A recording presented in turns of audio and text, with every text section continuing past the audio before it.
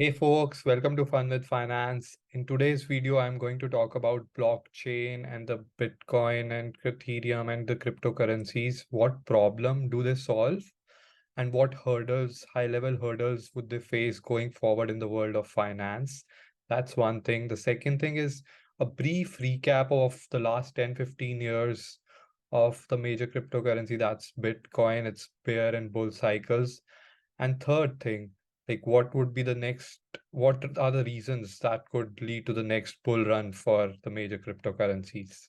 So without further ado, let's get right into it. So what problem does blockchain or the cryptocurrency solves? Why is it important?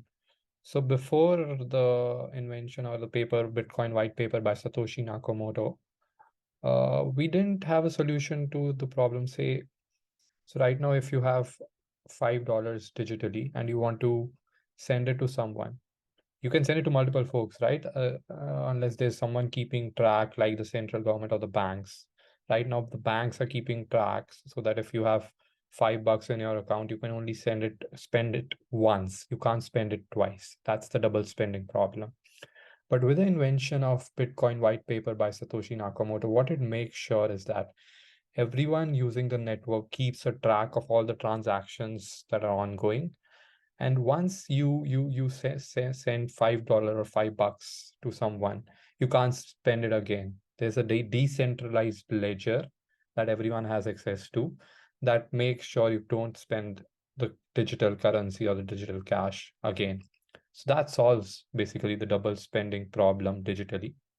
It eliminates the middleman, that is the banks, and their role in verifying or keeping track of all the transactions and that they're valid. And that gives more power to the users, to the end users, and gives room for more innovation and so on and so forth. So that was a brief overview of what problem Bitcoin or blockchain is helping us solve. Like for more detail, I'll paste a video in the description if you want to want exactly how does blockchain work. That video, it's a 5-10 minute video that could help you guys. Now moving on to the next part, like what problems or hurdles does blockchain or cryptocurrency face in this world? So the problems, like, since the transactions on the blockchain are anonymous, so it could be used for any anti-money laundering activities. It could be used for any illegal activities. And earlier banks were regulated by the government. Now, since the system is decentralized and distributed across all the users of the network, it's hard to regulate and avoid illegal activities. So that's where some of the compliance and regulation issues comes in. That's a major problem with respect to the blockchain, as far as I'm aware. So moving on to the next part, let's overgo the last 10, 15 years cycle for uh, blockchain or cryptocurrencies by taking Bitcoin as a reference. So what happened, like as you guys are aware, like in 2008 or 2009, Bitcoin white paper was published. Post that, I think around 2012 or 2013, there were exchanges that came in that allowed the exchange of Bitcoin through their company. And the major one was Mount Gox, that was in Japan, and around 60 to 70% of the transactions of Bitcoin was happening through that transaction.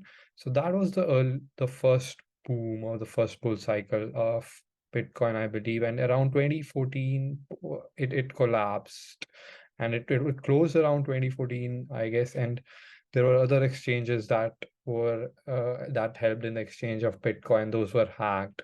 So that will led to the downside or the bear market for Bitcoin or the other cryptocurrencies in the first. That was the first bear cycle for Bitcoin, I believe. And the next crypto run was primarily around 2017 or 2018 when there were major ICOs.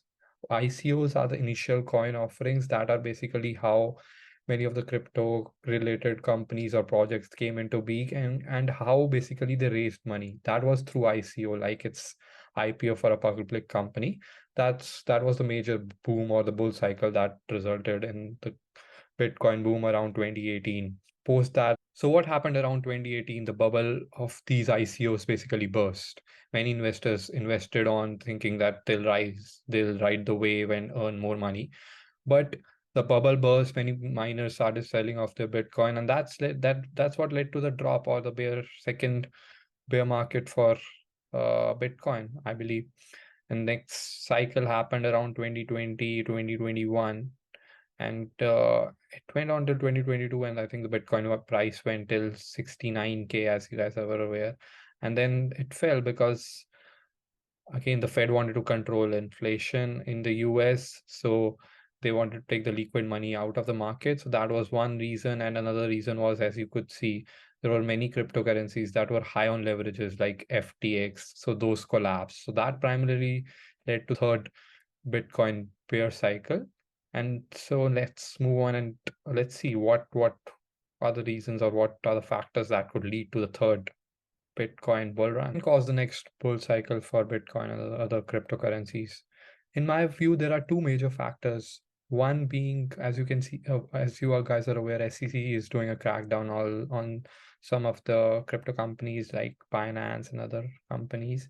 And so there might be some sort of regulatory pressure and some sort of regulation might come in that could lead to the next bull cycle for crypto, I believe. And another major factor that's always the case, the supply reduction for Bitcoin that happens every 4 years. This is Bitcoin halving. That is happening for Bitcoin in April 2024, where the supply gets halved. And so assuming the demand remains the same and supply reduces, obviously there would be a upward pressure on the Bitcoin price that could lead to the next bull run. So I think these are the major factors that could drive the next bull run. And I guess that's all the content for the video. I hope you guys like the video. Please like it and subscribe for more upcoming videos. Thanks so much for watching.